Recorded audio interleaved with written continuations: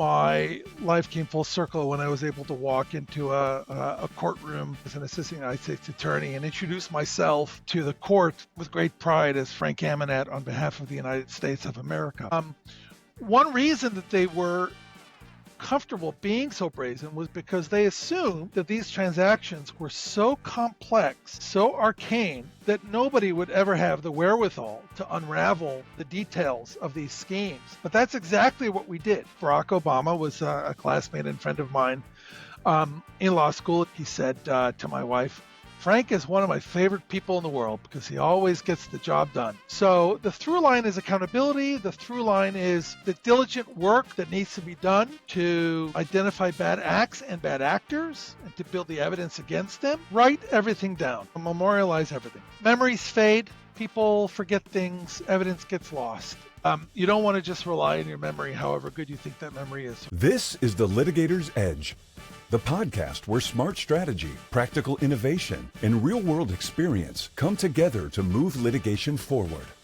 Each week, we sit down with attorneys, legal tech leaders, and trusted advisors who are rethinking how great legal work gets done. You'll hear how law firms are building a competitive advantage. These conversations are grounded, insightful, and designed to help you refine how you work and how you win. Here is your host, Aniket Sawant.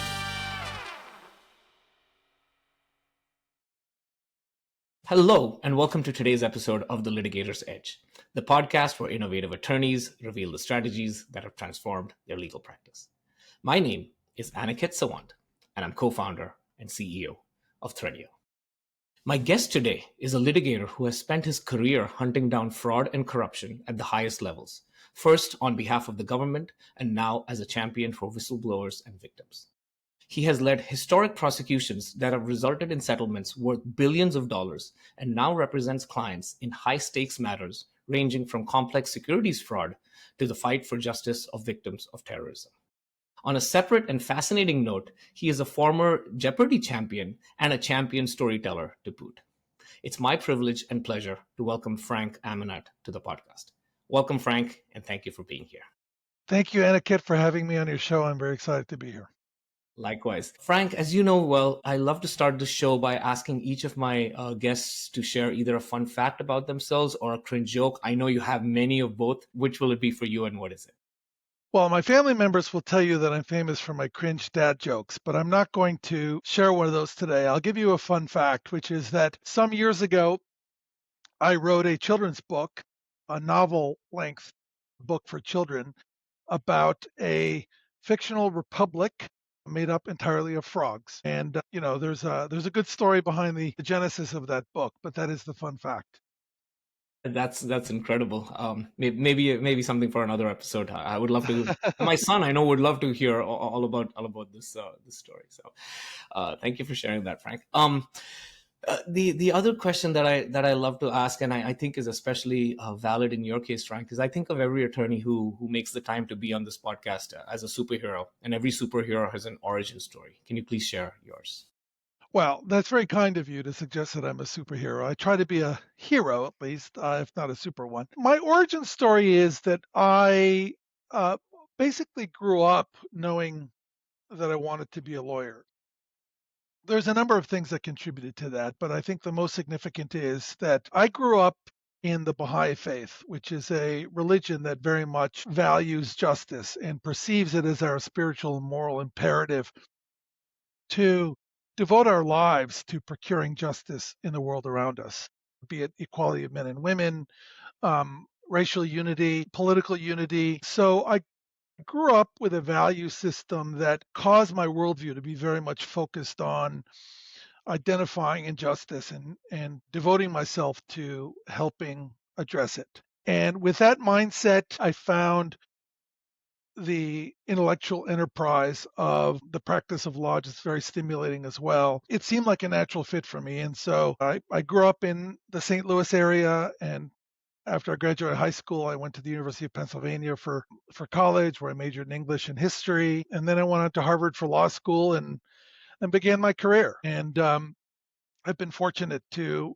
have a very rewarding career as a lawyer. So That's fascinating. Let's talk about a couple of formative moments that you had in your early childhood or mid childhood, and then maybe at Harvard Law School, because you were part of the Harvard Law Review, and there was a fairly well known individual who was also part of the Harvard Law Review. So we'll come to that in a second. But I had the opportunity, Frank, to look at one of your numerous stories that you've told at the Moth, and one of them spoke about the essentially the Iranian hostage crisis, and a key moment, and how that played out sort of at a personal level for you growing up, in St. Louis, Missouri, which is thousands of miles away from where all of this was happening. So can you maybe speak a little bit to that, and how that sort of fits into your origin story of justice, and what's right and wrong?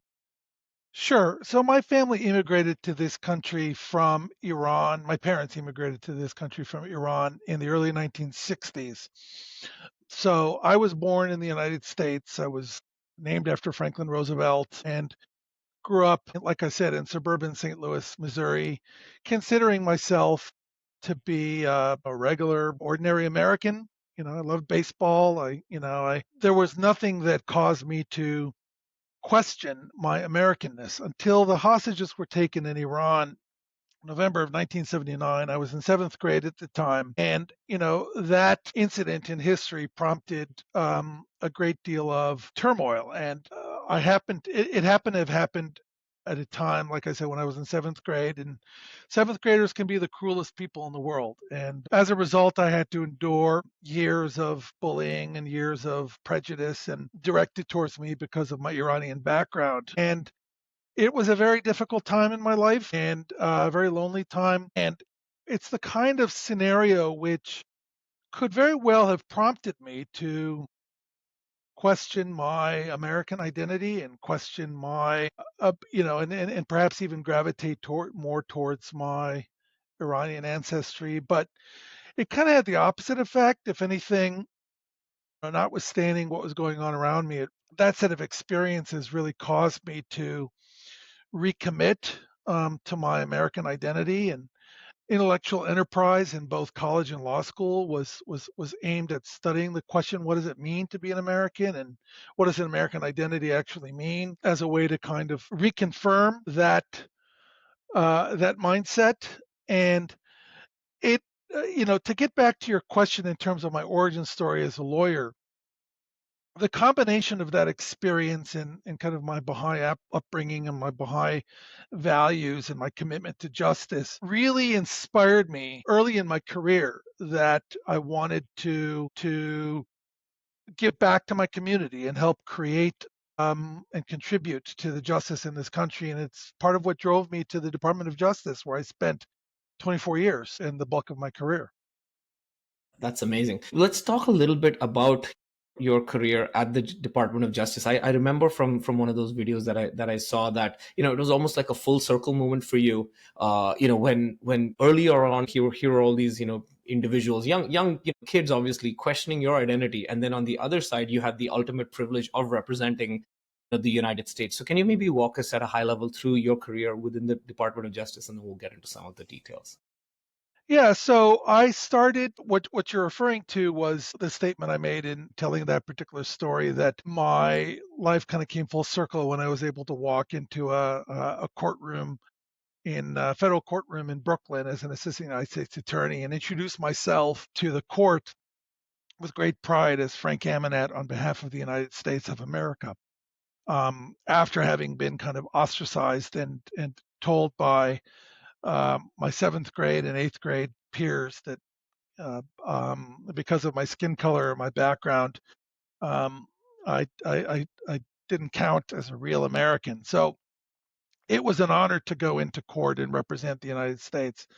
So after I finished law school, I clerked for a judge in Washington, and then I spent 4 years as an associate at a big firm in DC, doing primarily commercial litigation and defense work. And I got a great early education as a lawyer and great training at that firm. But after a few years, I increasingly began to feel um, a bit frustrated that the cases I was working on involved representing big companies who were being sued by other big companies. And I knew that I wanted to work on cases that dealt with real people and issues of right and wrong. And I wanted to be able to get into court more and get some real hands-on experience in a way that you don't necessarily get as a junior associate at a big litigation firm. And so the obvious answer to me was the Justice Department. It was an opportunity for me to get into court, to have meaningful responsibility early in my career, while also working on cases that involved issues that really impacted our society. So I joined the Department of Justice in 1996, about 5 years out of law school. Initially, I was at Main Justice in Washington, and then I transferred to, after I moved to New York City, I transferred to the U.S. Attorney's Office in the Eastern District of New York, in Brooklyn, where I stayed for more than 2 decades. And, when I first started at the Department of Justice, I didn't know that I would end up staying there for 24 years. I figured I'd stay there for a few years, do the public service thing, get some experience, and then see where my career took me from there. But as it turned out, I just loved the job. Being an AUSA was the best job you could have as a civil litigator, representing federal agencies in both affirmative and defensive cases.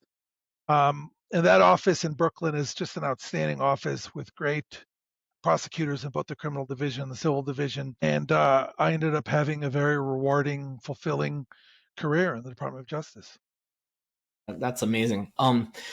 You've done a lot of remarkable work in the public service, but I would like to talk specifically about a landmark case that you led. You were the lead counsel for the government in the case against Barclays, which resulted in, I believe, a $2 billion settlement, which is the largest of its kind. Can you take us, me and our audience, into that investigation? What was it like to build a case of that magnitude against obviously a giant global financial institution, and what were some lessons learned for you and for society? Sure. Just a little bit of background first. So, of course, many people remember the financial crisis of 2008, which wreaked havoc on the economy and just caused so much hardship to homeowners and people all over the country who suffered because of the impact of that financial crisis.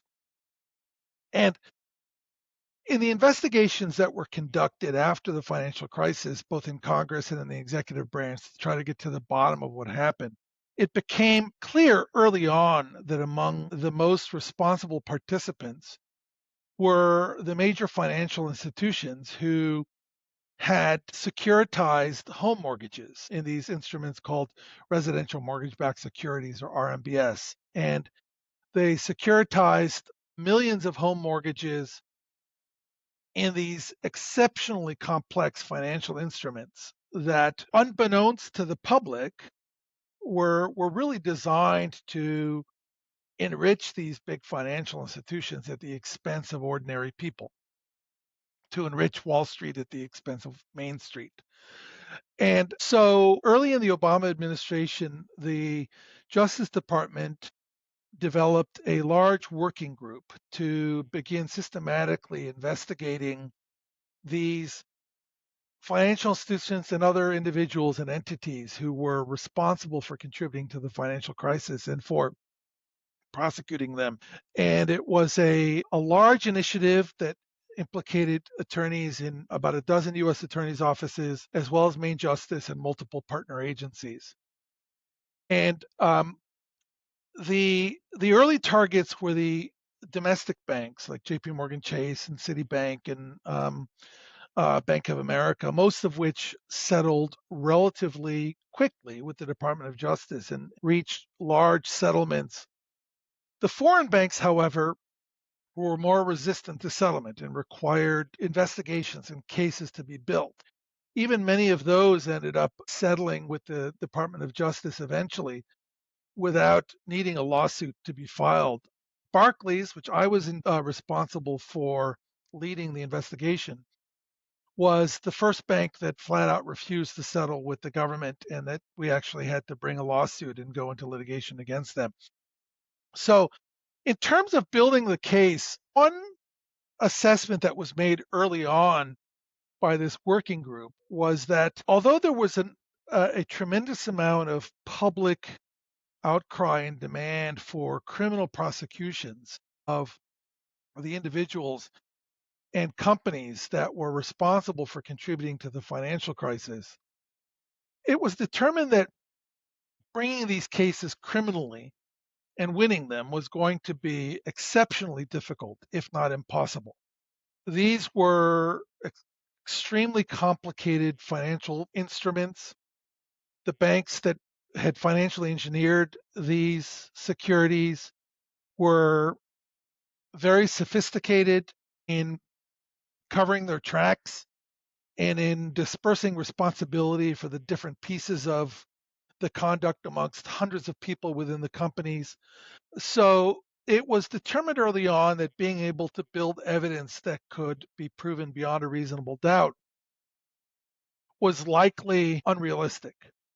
So the department instead decided to use a little, to that point in time, little known statute called FIREA, the Financial Institutions Reform, Recovery, and Enforcement Act, which is a very interesting and powerful statute that allows the government to bring civil prosecutions against individuals or entities that commit fraud affecting financial institutions, and to use the tools of civil litigation and civil discovery to build a case, which ultimately they only have to prove by preponderance of the evidence, not beyond a reasonable doubt, without needing to go through grand juries, but having powerful tools built into the statute itself. So we had to build these investigations from scratch. There were a number of things that were very unusual about building this Barclays investigation. To that point in time, and this was about 2013 when my investigation of Barclays began, about 5 years after the financial crisis. And I'd been with the Department of Justice at that point for about 17 years. Virtually every one of the hundreds of cases I had litigated for the government to that point in time was staffed with teams of one, namely me.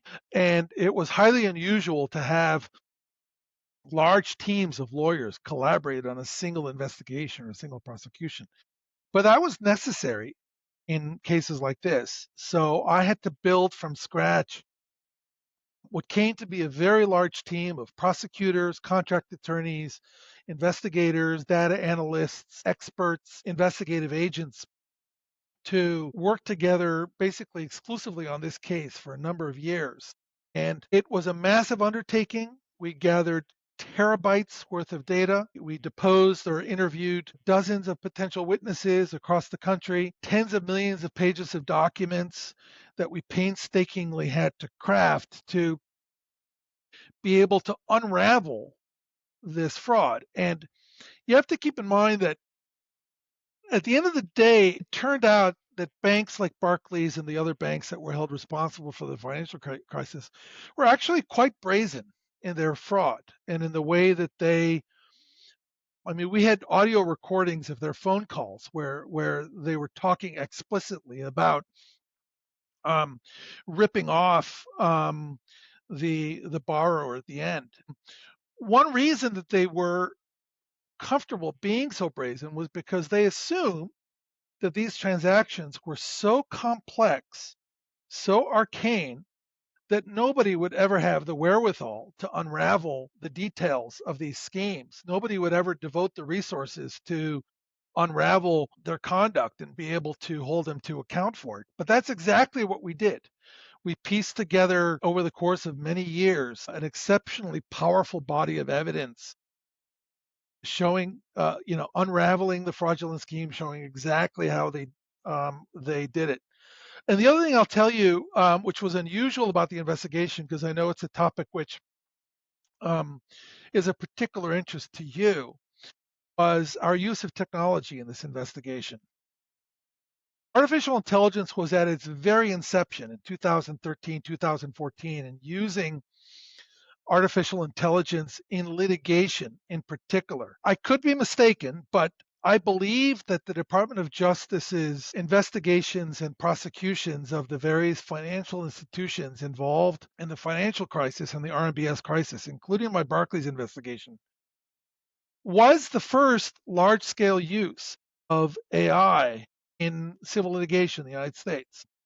The technology that we needed didn't really exist. So the Department of Justice had to engage contractors, technology companies to engineer custom made software and AI platforms for the Department of Justice to use to help it process all these data, these terabytes of data about millions of individual mortgages, these tens of millions of documents to systematically piece together how the fraud occurred, how they got away with it, how they covered it up. So we had to work very closely with our technology vendor to help us build this technology and use it and learn how to use it and train our team on how to use it. And for me, it was fascinating. It was the first time I had to deal with this. But you remember how I said that part of the way they got away, we thought they would get away with the fraud, was by dispersing responsibility across dozens of individuals in the company in multiple different locations within the company. So we had to use AI tools, and what's now common, but at the time was pioneers in relationship mapping to process tens of thousands of emails and phone calls and other communications and draw relationships, see who was connected to who was talking to whom. And so that's how we built this investigation. It was a lot of hard work. I had a very, very talented team of AUSAs, experts, investigators, contract attorneys that supported me. At the end of the day, they refused to settle before suing them. We filed a lawsuit against them in December of 16 in the waning days of the Obama administration. We then pursued that into litigation and just kept putting pressure on them, building a stronger and stronger case, winning motion after motion in court until eventually they cried uncle and they said, let's talk. And ultimately, we reached a settlement for $2 billion against the company and $2 million against two of the specific individuals who were most responsible. Um, for the fraud, and I'm very proud of that achievement. What a remarkable story, Frank. Thank you so much for sharing that. There's so many different threads to that, and I just want to touch upon a couple of them. Number one, as you were talking about, earlier on in this narrative about the common, not legal, but sort of the common societal perspective is, oh, nobody went to jail, etc. But then, thank you for laying out why the criminal approach would, may not have worked. And, if you wanted to get somewhere, the civil approach was sort of the way to go. And that's what you did. So thank you for sharing that. The other part of it that I thought was fascinating was how the perpetrators, as it were, felt that they could get away with it by hiding, by essentially abstracting away all the complex, all the transactions under multiple layers of complexity and delegation of powers and things like that. And the third part, which sort of speaks to that second part, is how you were able to use AI. And this is 13, 14 years even before it is the phenomenon that it is today in modern society. How you were able to unravel a lot of that and drive accountability for those individuals on behalf of the government through using those technologies. So that's a wonderful story. Thank you for sharing that, Frank. Of course, and to your first point, even after the government ultimately, across all the banks who were investigated and ultimately held responsible, I think the Department of Justice's total recovery was, if I'm not mistaken, 65 or 70 billion dollars, which is an amazing, massive recovery. But of course, even after that, there were people who were disappointed, understandably, that the folks who were responsible didn't go to prison, didn't go to jail, that nobody went to prison. And look, I totally get that. I understand that where that sentiment is coming from in terms of viscerally people whose lives were ruined and whose life savings were totally decimated by this conduct, had a visceral desire to have people thrown in prison. And I shared that desire. But one has to understand just the realities and the complexities of bringing a case like this, which cost the government tens of millions of dollars to litigate these cases, to investigate these cases.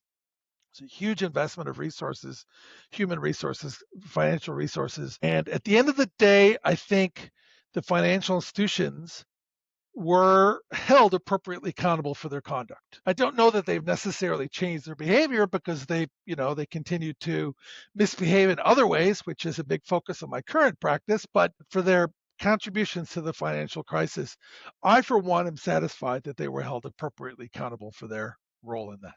Thank you for sharing that, Frank.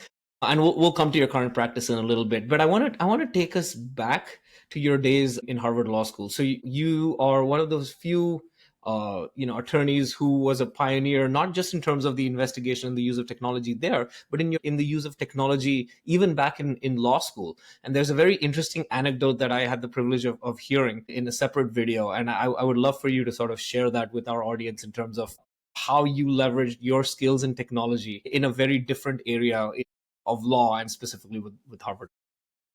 Sure. Yeah. So I was always an early adopter of technology. I always was fascinated by computers from an early age. And, I think I got my first personal computer back in 1980 when I was like 13 years old. It was one of those TRS 80s that Radio Shack would issue that had a whopping 16K of built in RAM memory. So I was always an early adopter of technology and always very fluent in technology. And this did come in handy when I was in law school.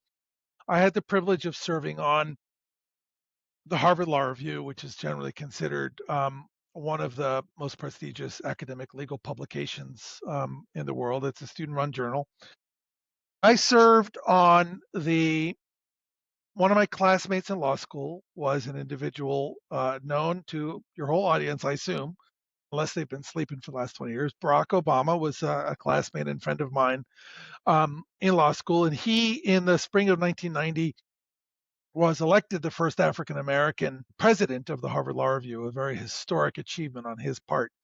And one of the things that he did was he tried to modernize the operations of the Law Review and introduce a whole new computer system. And because I was one of the more tech savvy editors on the board, he recruited me to essentially be the IT guy. We didn't hire an IT person. I was the one who played a significant role in helping to kind of roll out this new computer system and build it up and train folks on how to use it. I mean, in this day where everybody's got 15 computers in their pockets that they walk around with, but keep in mind in the early 90s, the internet was still new. Computer technology was at a much more basic stage than it is now.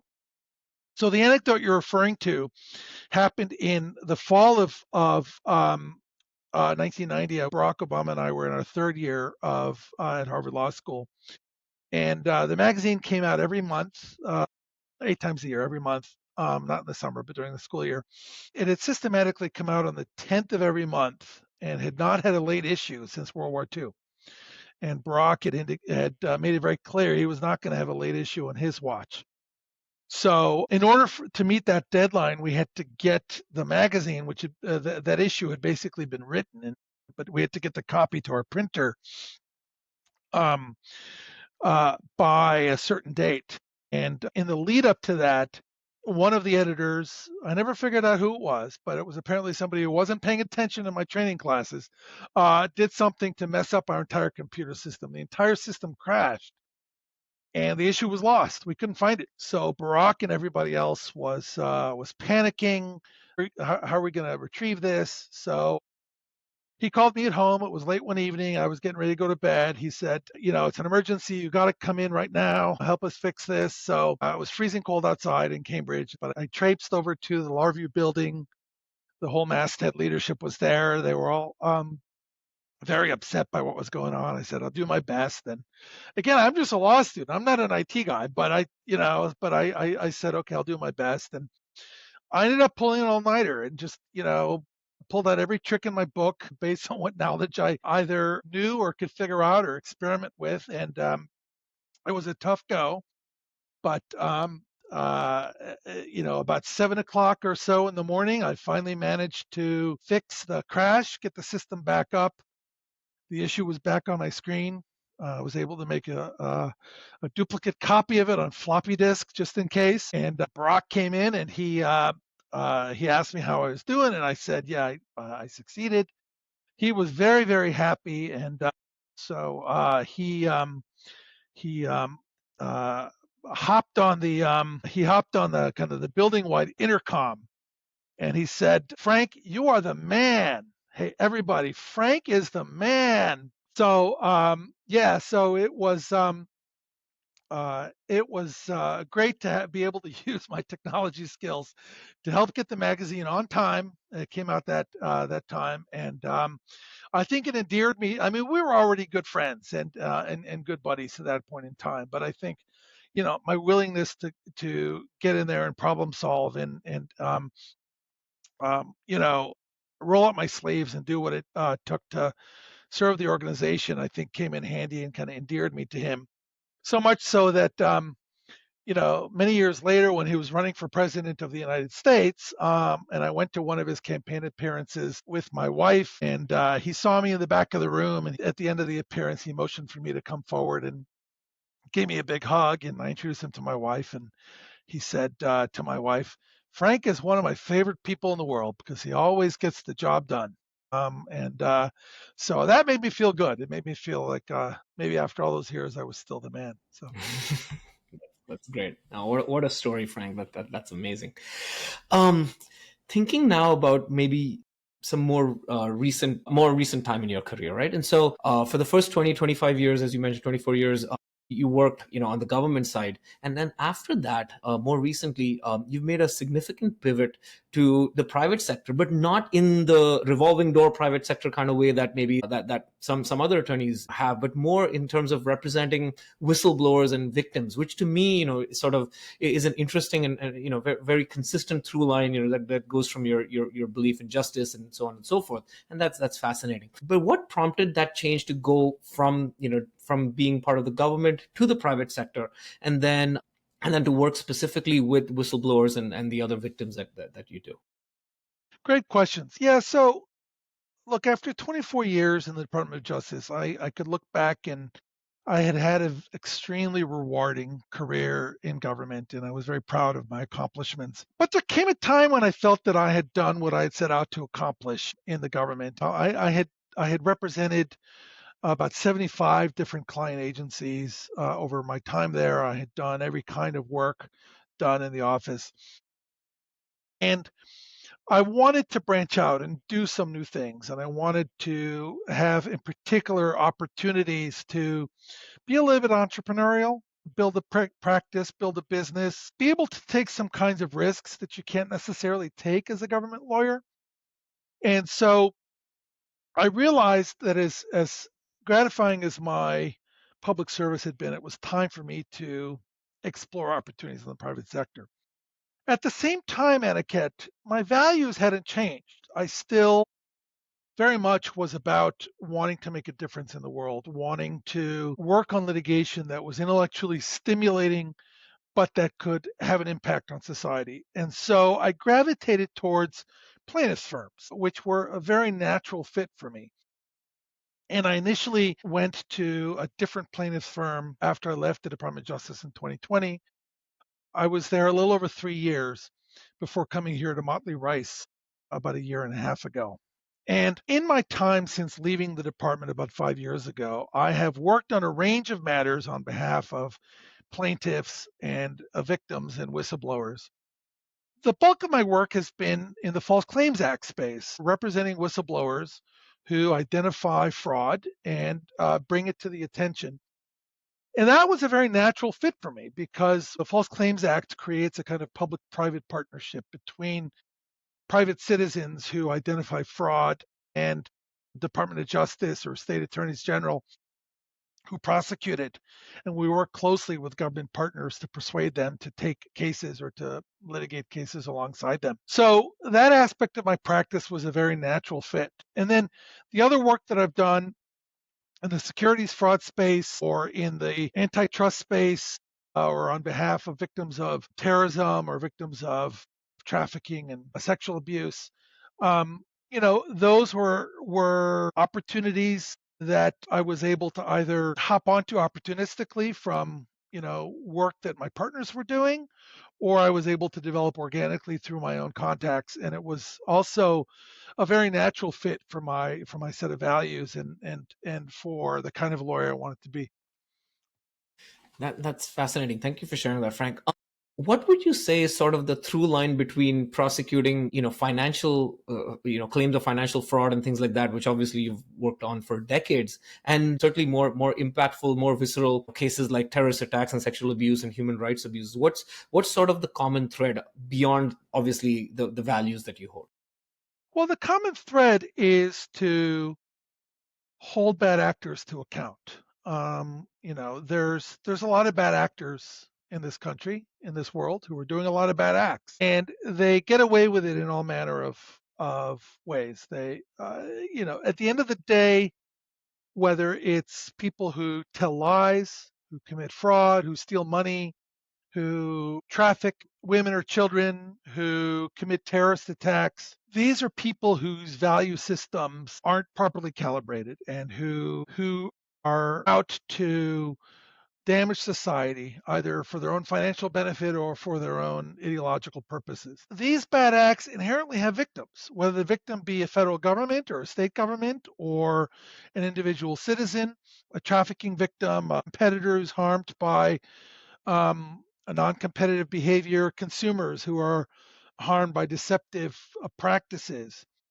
These victims, they need somebody to help them identify who the bad actor was, what the bad actor did, how they got away with it, how they covered it up, and what hold those bad actors to account. And they really can't do that without lawyers. I know lawyers like to toot their own horn, very often have an unjustified opinion of their own importance to society, but this is a space where lawyers really are necessary to help victims identify fraud or other bad acts and help bring some compensation to the victims. So the through line is accountability. The through line is the diligent work that needs to be done to identify bad acts and bad actors and to build the evidence against them. The through line is to do the diligence to find assets that you can reach for these defendants so that you can not only hold them accountable, but provide a measure of compensation to the victims. So that's how I would answer your question. Thank you, Frank. Thinking going back to whistleblowers, right? And so for those of us sort of not as directly involved with matters involving whistleblowers as you obviously are, a whistleblower can seem like an abstraction. Here's a person who saw something wrong, raised their hand, and then and then went out and shared whatever information they had. But better than sort of anybody who's listening, more or less, that it's a lot more than that. So from your perspective, what would you say is the anatomy of a whistleblower? What drives them? What are some of their biggest fears? It's not I would imagine it's not a decision that they take lightly. And so, how do you work with them, and how do you guide them through what I would imagine is an incredibly stressful journey for them? That's an excellent question, Aniket. It certainly can be an incredibly stressful journey. I wouldn't say there's a single anatomy to whistleblowers. They come in many different permutations. But I think one commonality is that these are all individuals for whom the phrase, if you see something, say something, resonates. And their motivation ultimately is in line with what I was saying earlier, accountability. These are people who can't stand to see bad actors get away with their bad actions and either defraud the government or defraud investors, defraud consumers. Whistleblowers can come in all different kinds of permutations. Many of them are insiders of the companies or entities that they're blowing the whistle on. Those are obviously the individuals who are best situated to have information about what's happening. But whistleblowers can also be competitors, whistleblowers can be customers, whistleblowers can be contractors or other witnesses who engage in transactions. And witnesses can also be people totally unrelated to the bad actor who discover the fraud through data analysis and just being home detectives and piecing together information that they see and using their intuition and their experience or their expertise in a particular area to identify pattern of fraud. And their biggest fear is blowback. Whistleblowers can and often do face retaliation.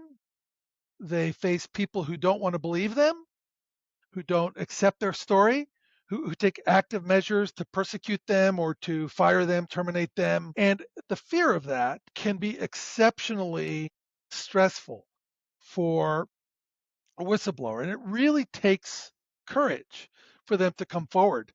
And I have so much respect for my clients, my whistleblower clients, who most of whom are motivated by genuinely altruistic desires to bring about a better world and to hold bad actors to account.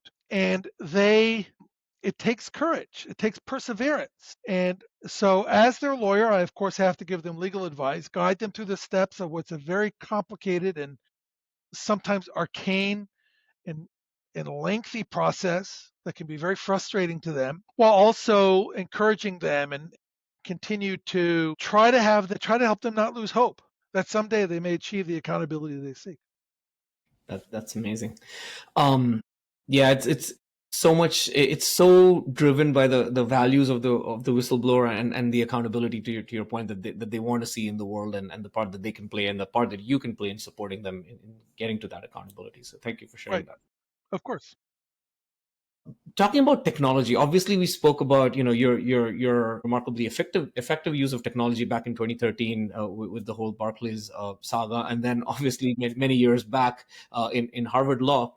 Where do you see technology today, and what are its applications in terms of enabling you to do the work that you do? So two-part question: enabling you to do the work that you do in terms of combating fraud, in terms of targeting those bad actors, but also in terms of what the bad actors themselves are using technology for. And so what's your lay of the land in terms of how technology is being used today? The technology gets more sophisticated by the day. And you're absolutely right that the bad guys, as we like to call them, um, they definitely are using technology increasingly to not only to commit fraud or other bad actions, but also to hide it, to conceal it.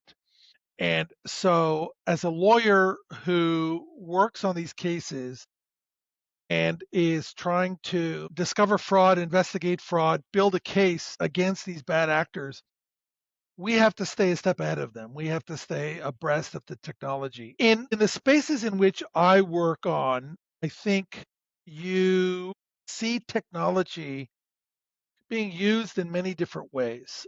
I am not one who has, to this point in time at least, embraced the use of generative AI for things like drafting legal documents, complaints, briefs, and so forth and so on. I tend to do that myself. But I think in many of these cases, which are massive document or data cases where we have terabytes of data, millions of documents, the only way you can efficiently process that information, um, digest it, and be able to make use of it in litigation is to use technology, predictive coding type technologies, and other technologies that help efficiently review large quantities of data to build your case. Do that relationship mapping that I described earlier from the Barclays case, and help build dossiers and on individual witnesses and individuals who you want to talk to. Um, so I think, well, taking a step back, I think we're increasingly using technology to identify fraud in the first place through data analysis and studying patterns of conduct in the financial space. Lawyers are doing that, whistleblowers are doing that. I think, for example, if I have a client, one of the big cases that I'm working on involves another lawsuit against banks. In this case, they're alleged to have colluded with one another to manipulate and inflate the interest rates that they set on a particular type of municipal bond in a way that profited themselves and was to the detriment of cities and counties and towns in multiple states across the country. And my client, who was a municipal finance expert, he initially discovered the fraud through technology. I mean, he had identified some anecdotal patterns in these interest rates which didn't make any economic sense. And so he put together a team that engineered software that could crunch the numbers and study this problem on a massive scale. And he saw when he did that, that there were significant patterns with regard to the interest rates on these bonds that could only be explained through collusion and fraud. And that was the genesis of our case. which we've been litigating for a number of years and is now heading towards trial. So our clients are using technology to help unravel the fraud. We as lawyers have to do that. And then in cases like, cases against on behalf of victims of terrorist attacks or cartel attacks, technology comes into play in asset location and finding the assets and following the money, so to speak, to find out where the money is that we can go after to be able to bring some level of accountability and compensation to our clients. Amazing. What really struck me from that narrative there, Frank, was the fact that you mentioned that the client had actually done all this work with the advanced technology and identified the patterns, which I'm sure helps set the foundation for a stronger case, obviously, with you and your team and your expertise to Right. come in and build on that, which is incredible. Frank, this has been an incredible conversation. Just a few questions to wrap this up as we come to the top of the hour. So one is, given your experience both on the DOJ side, representing the government, and then on the private sector side, representing whistleblowers and others who are seeking accountability, what advice would you give to a younger, maybe earlier career attorney who's trying to decide which way to go? And what are maybe some of the unique pros and cons or unique rewards that each path brings that someone in that position should do well to keep in mind? So I don't necessarily see a career in public service and a career in the private sector as being mutually exclusive. And I think, as my pattern indicates, which is not unique, there are many people who start in the private sector, go into the government, and return to the private sector, or some other permutation of that. So I would recommend to a young attorney who is trying to make that decision to perhaps start in a law firm, get their feet wet. You'll work hard, but you'll get some excellent training and you'll learn the ropes. And then consider a transition to some form of public service, whether it be in the Justice Department or a federal agency or a state attorney general's office, and see how it goes. Maybe you'll fall in love with it as I did it and end up spending 2 decades there. Maybe you'll be ready to move back to the private sector after a few years. Either way, you will have contributed to your community, and you will have learned a lot. In terms of the pros and cons, I think my advice would be, whatever situation a young lawyer finds himself in, whether it be at a private firm or in the government, make the most of the experience. Look at your experience as being like being in a learning hospital. Ask questions. Be curious. Try to learn as much about the firm's practice, the agency's practice, the government's practice as you possibly can. Make connections. Start building your network early on, whether you're in the private sector or in the government, because it will come in handy down the road. That's great. Now, switching to advice for someone who's maybe sitting inside a company and witnessing what they believe might be malfeasance or fraud of some nature, what would your single most important piece of advice for that prospective whistleblower be? What is the first step they should take? What should they be thinking about? Write everything down. Memorialize everything. Memories fade. People forget things. Evidence gets lost. It's really important that whatever you observe, you write it down. You write down facts, dates, names of people, as much detail as you possibly can. Memos to self, and document it in some fashion. Keep a journal, because at the end of the day, if you decide to go forward and be a whistleblower and have meetings with people like me, um, we're going to want to know the details, and we're going to have to provide those details at some point to the government and maybe eventually to a defendant. And you don't want to just rely on your memory, however good you think that memory is. So write everything down. Amazing. One, there's so many aspects to your professional career and also to your sort of non-professional interests. I do want to touch upon one of those non-professional interests before we sign off here, and that is your role as a Jeopardy champion, and specifically the intersection between your time on the show and sort of using your legal training. So maybe in just a minute or two, can you share that anecdote, which was hilarious to me? I will give you the short version. Yes, I've always been a trivia buff. Ever since I was young, I started accumulating a large amount of fairly useless information in my head, which My friends at some point labeled the Frank file as the repository of this information. And about 2 decades ago, in 2003, I was fortunate enough to be able to use that Frank file and the my being a trivia buff to become a contestant on Jeopardy. And I appeared on the show in 5 discontinuous episodes, and that's what makes the story a little bit interesting, because I was initially on an episode in November of 2003, which had a very controversial ending. I don't have time to get into the details of it. People can watch my YouTube video where I tell the whole story if they are interested in seeing it. But the long and the short of it is that going into Final Jeopardy, I was in the lead. I received the Final Jeopardy clue was a very awkwardly worded and ambiguous clue that was also of dubious historical accuracy, but I provided a correct response. And yet Alex Trebek, I think himself, misunderstood the clue. And so he ruled my response incorrect, and I ended up losing. And I wasn't, but they move you off the stage right away to get ready for the taping of the next episode. And so I wasn't able to speak up for myself or do anything about it. But I came back to New York, and I then did what any self-respecting lawyer would do. I filed an appeal, and I brought to bear all of my Harvard Law School training in drafting and crafting a very detailed appeal, which cited precedent and statutory interpretation and everything I could think of. And a few weeks later, I got a call from their contestant coordinator who told me that the producers had considered my appeal and had decided to grant it.